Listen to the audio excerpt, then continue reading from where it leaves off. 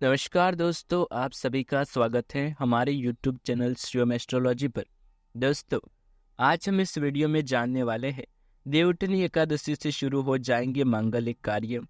जाने इस साल के शेष विशेष मुहूर्त।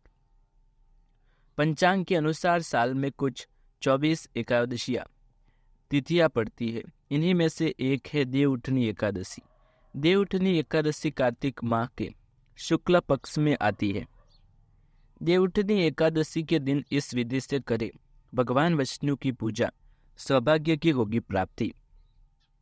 देवउठनी एकादशी 2023 की पूजा विधि क्या है, ये जानने से पहले यदि आप हमारे चैनल शिवम एस्ट्रोलॉजी पर नए हैं तो चैनल को सब्सक्राइब करके बेल आइकन जरूर दबाएं और वीडियो को अभी से एक लाइक कर दें। तो चलिए शुरू करते हैं। देवउठनी एकादशी के दिन ब्रह्म मुहूर्त में स्नान कर ले। स्नान के बाद व्रत संकल्प ले। उसके बाद घर के आंगन में भगवान विष्णु के पैरों की आकृति अवश्य बनाएं। ध्यान रहे कि उनके पैरों की आकृति अंदर की तरफ होनी चाहिए। एकादशी के दिन भगवान विष्णु के मंत्र और स्तोत्र का पाठ जरूर करना चाहिए। उसके बाद रात्रि में घर के साथ साथ चौखट पर दिए जलाएं। संध्या के समय भगवान विष्णु समेत सभी देवी देवताओं की आरती अवश्य करनी चाहिए। भगवान विष्णु को पीली मिठाई का भोग लगाए। पूजा संपन्न होने के बाद भगवान से माफी अवश्य मांगिए। अब आइए जानते हैं कि देवउठनी एकादशी के दौरान कौन सी सावधानियों का जरूर रखना चाहिए ख्याल, जिससे आपको मिल सके पूजा का पूर्ण फल। देवउठनी एकादशी के दिन निर्जला व्रत रखा जाता है। अगर आप निर्जला व्रत नहीं रख सकते तो केवल पानी के ही व्रत रख संकल्प करें। अगर ये व्रत कोई गर्भवती महिला, बीमार लोग रखते हैं तो फलाहार का पालन जरूर करें। एकादशी व्रत रखने के साथ मन और तन की शुद्धि करना बेहद जरूरी है। देवउठनी एकादशी के दिन किसी से भी झूठ नहीं बोलना चाहिए। देवउठनी एकादशी के दिन जरूर करिए उपाय, भगवान विष्णु हो जाएंगे प्रसन्न। भगवान विष्णु की कृपा पाने के लिए देवउठनी एकादशी के दिन स्नान करते समय पानी में एक चुटकी हल्दी डाल दें। इसके बाद स्नान करें और पीले रंग के वस्त्र धारण करके भगवान विष्णु की विधि विधान से साधना करें। देवउठनी एकादशी के दिन श्री हरि का सबसे पहले गाय के दूध से, फिर शंख में गंगाजल भरकर स्नान कराएं। इसके बाद उन्हें पीले रंग के वस्त्र अर्पित करें। देवउठनी एकादशी के दिन भगवान विष्णु की पूजा करते समय उन्हें केसर अथवा पीले चंदन अथवा हल्दी का तिलक लगाएं। साथ ही साथ भगवान विष्णु के प्रिय पीले रंग के फूल और पीले फल चढ़ाएं। मान्यता है कि इस उपाय को करने से भगवान विष्णु शीघ्र प्रसन्न होकर साधक को मनचाहा आशीर्वाद देते हैं। यदि आपके पास भगवान का मंदिर है, विष्णु भगवान का मंदिर कहीं आसपास मौजूद है, तो श्री कृष्ण की मूर्ति की पूजा भी आप कर सकते हैं। देवउठनी एकादशी का पुण्य फल प्राप्त कर सकते हैं। ईश्वर की साधना आराधना में मंत्र जाप का विशेष महत्व होता है। ऐसे में देवउठनी एकादशी के दिन आपको भगवान विष्णु का प्रिय और प्रसिद्ध मंत्र ओम नमो भगवते वासुदेवाय नमः मंत्र का जाप जरूर करना चाहिए। यदि संभव हो तो इस मंत्र का जाप तुलसी या पीले चंदन की माला से करें। मान्यता है कि पीले चंदन से इसकी माला करने से आपको मनचाहा फल प्राप्त होता है। पीपल के पेड़ में भगवान विष्णु का वास होता है। ऐसे में देवउठनी एकादशी के दिन पीपल के पेड़ को जल देना न भूलें। मनोकामना को पूरी करने के लिए पीपल पर मीठा जल चढ़ाएं और उसकी परिक्रमा करें। यदि आप देवउठनी एकादशी की पूजा अर्चना का पूर्ण फल प्राप्त करना चाहते हैं तो भगवान विष्णु की पूजा में शुद्ध घी का दीपक जरूर जलाएं। इस तरह भगवान विष्णु को चढ़ाए जाने वाला प्रसाद तब तक अधूरा है जब तक उनकी प्रिय तुलसी नहीं चढ़ाते। गौरतलब है कि तुलसी को विष्णु प्रिय कहा जाता है। भगवान विष्णु की पूजा से जुड़ी इन पावन तिथि पर चावल, तामसिक चीजें, नशे आदि का सेवन नहीं करना चाहिए।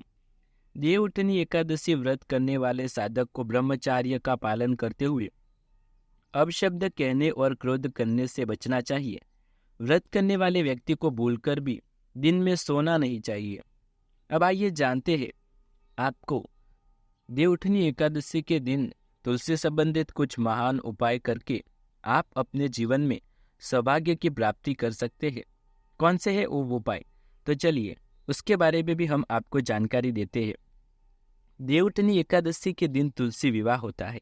इस दिन माँ तुलसी और भगवान शालिग्राम का विवाह हुआ था, इसलिए इस दिन तुलसी जी के पौधे पर लाल रंग की चुनरी अर्पित जरूर करनी चाहिए। ध्यान रखें, चुनरी चढ़ाते समय मंत्रों का जाप अवश्य करना चाहिए।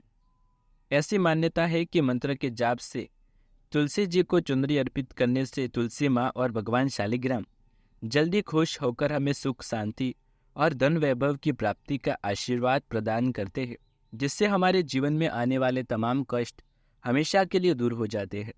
घी का दीपक। तुलसी जी को माँ लक्ष्मी का रूप माना गया है। ऐसे में यदि आप भी माँ लक्ष्मी की कृपा पाना चाहते हैं तो एकादशी के दिन तुलसी जी के पौधे के सामने घी का दीपक जलाना ना भूलें। साथ ही नियमित रूप से तुलसी के समक्ष घी का दीपक जरूर जलाएं। पर देवउठनी एकादशी के दिन ये उपाय खास करके आपको अवश्य करना चाहिए, जिससे आपके जीवन में अगर किसी भी प्रकार की कोई परेशानी है या आप आर्थिक समस्या से जूझ रहे हैं तो इन सभी कष्टों का निवारण तुलसी में घी का दीपक जलाना माना गया है।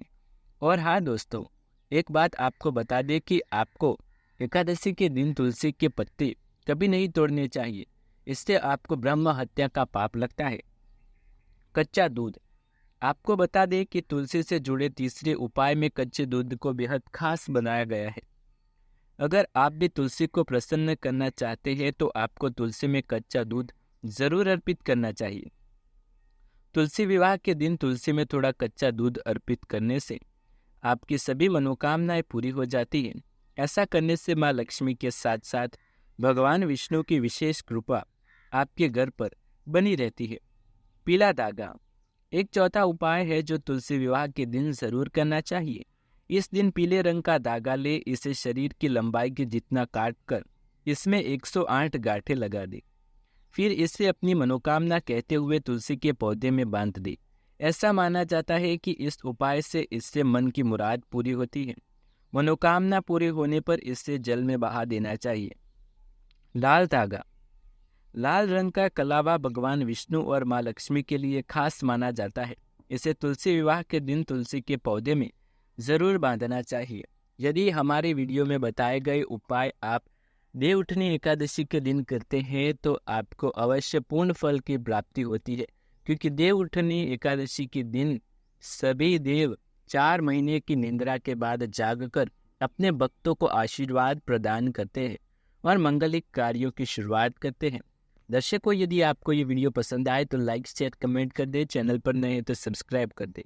ऐसे ही नई वीडियो देखने के लिए हमारे साथ जुड़े रहे।